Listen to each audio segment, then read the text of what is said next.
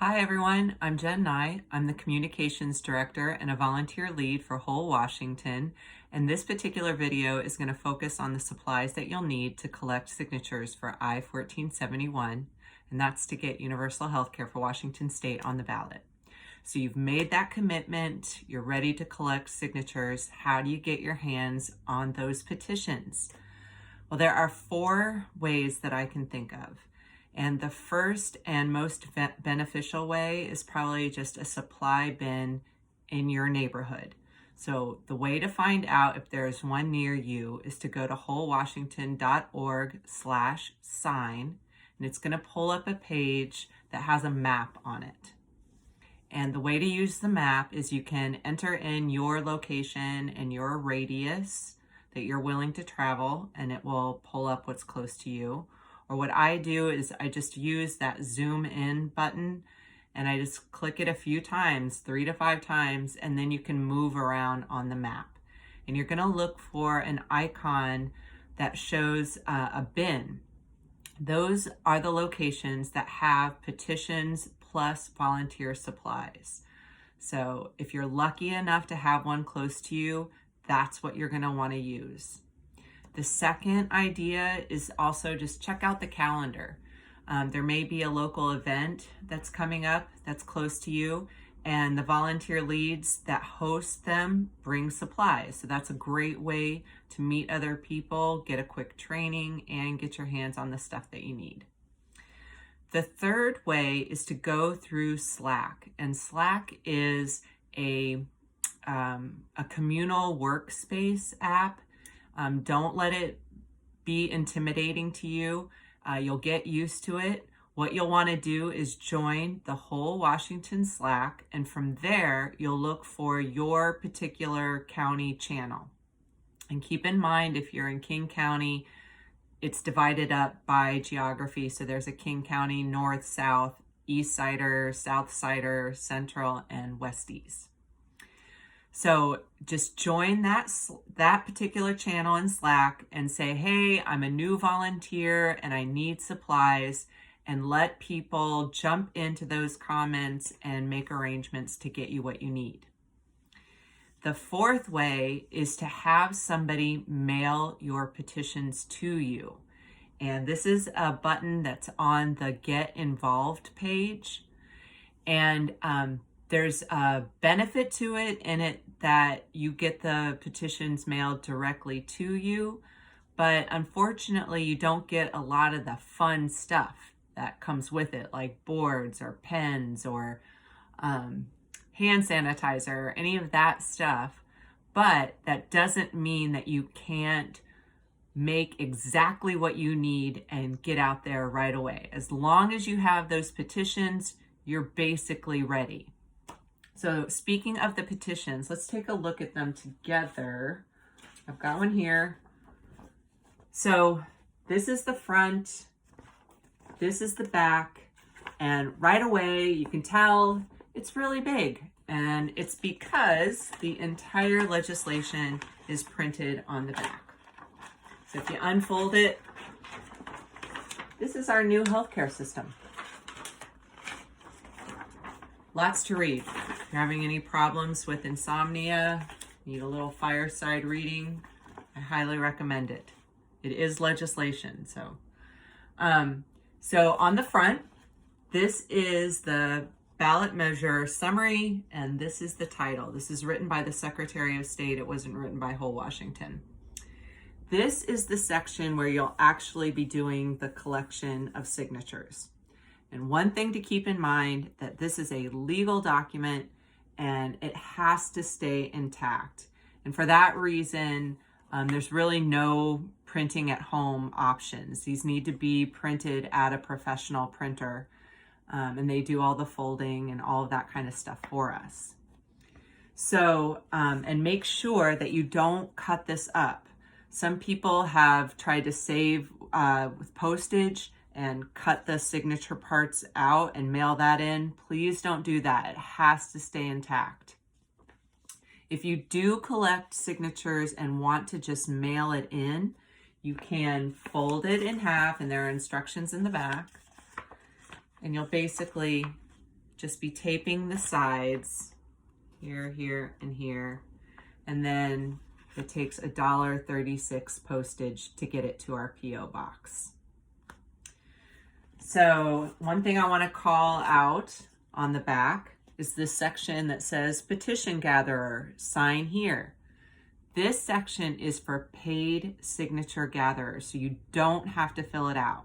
However, if you want to get credit for the signatures that you collected, you do want to put your name on here. You don't have to fill out any of the rest of the stuff, but make sure that your name is on there.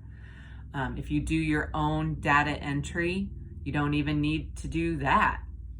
The thing that I feel is the most important part to know about this petition is this box right down here in the bottom right. It's very small and it says check box if data is entered. So if you do your own entering, make sure that you check that box. If you want someone else to do that part for you, do not check that box. Got it? Okay, so this column here, when you're collecting signatures, this is where they're going to print their name. This is where they're going to sign. And then this is where they're registered to vote. And that's normally how I present it. And the signatures are going to be turned in at the end of the year. So if they haven't updated their address yet, make sure that they are putting the address where they're going to be registered at the end of the year. And the same goes for young people. As long as they're registered by the time that we turn in the signatures, their signature will count. So make sure that they get that taken care of if they haven't yet. This last column is optional, but I've made a point recently, because I've been doing my own data, I've made a point recently to say if you want to get updates on the campaign, fill out that last column and make sure that you do it as clearly and legibly as possible because a human is entering in that information. Okay, so we've got this petition down, right? What's the next most important piece to signature gathering? It's really having a board, a flat surface so that people can write on it. And we have these petition boards printed. They look like this. I don't know where the magic happens. I don't know who does the printing, but they're wonderful because it doubles as a sign. This is what you can kind of hold up to even, you don't have to necessarily say it all the time. Sign my petition to get universal health care on the ballot. The other piece that makes this really helpful is this QR code.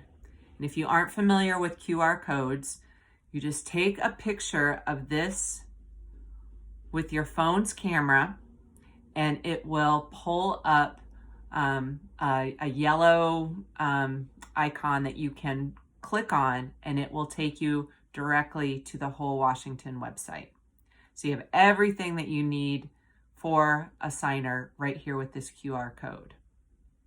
So let's say though that you don't have access to a supply bin and you want to get out there, you can absolutely make your own petition boards.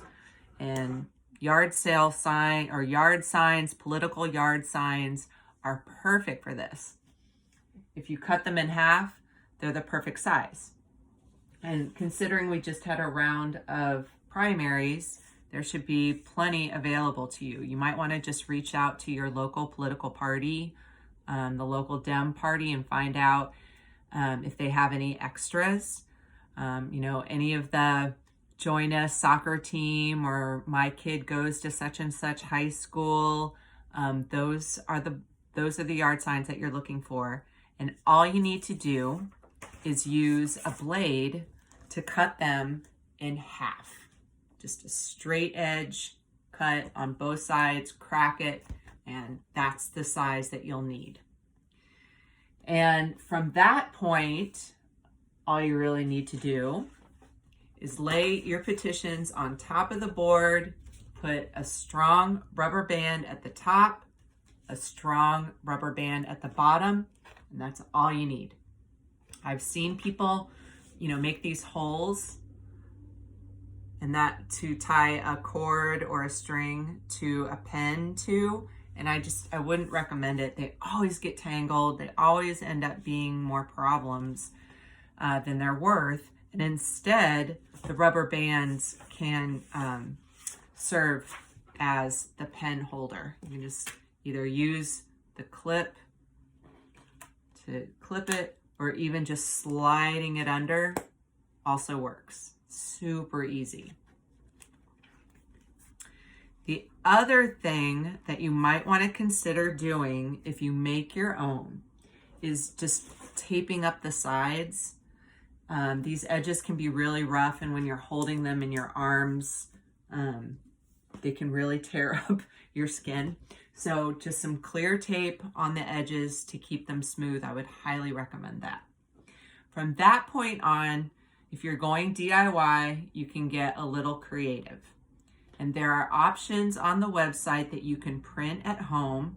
One of them looks kind of like this. This is an older one. It's from the last campaign, but you can also, put one of the 1471 stickers that are available on the website. You can just tape that on top of that.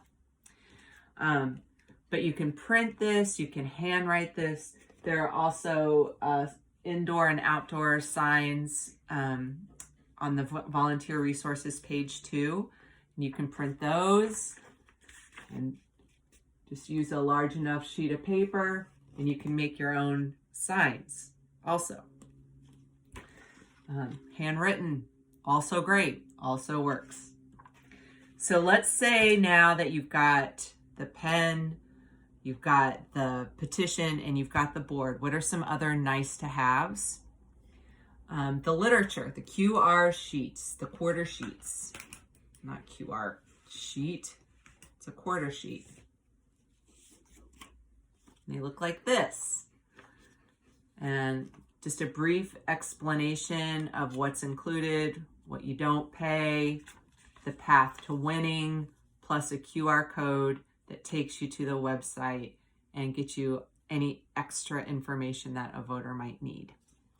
Another great thing to have with you are register to vote QR codes or forms. You can get those at the library.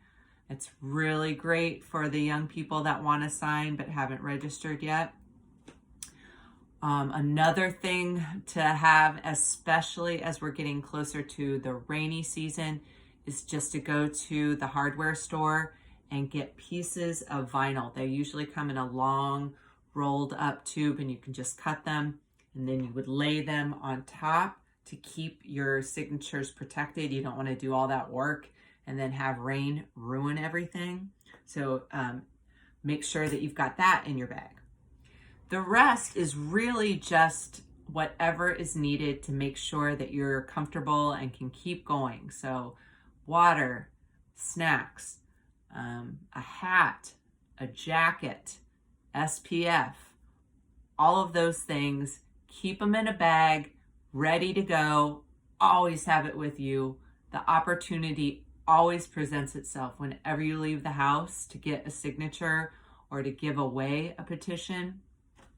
The other thing that you might want to keep on you is just a piece of paper on the back so that you can capture the name and number and quantity of anybody that you give a petition to.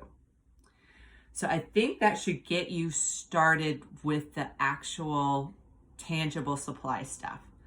But from here on out, the next video is going to cover what you need to know to gather signatures. Thanks so much.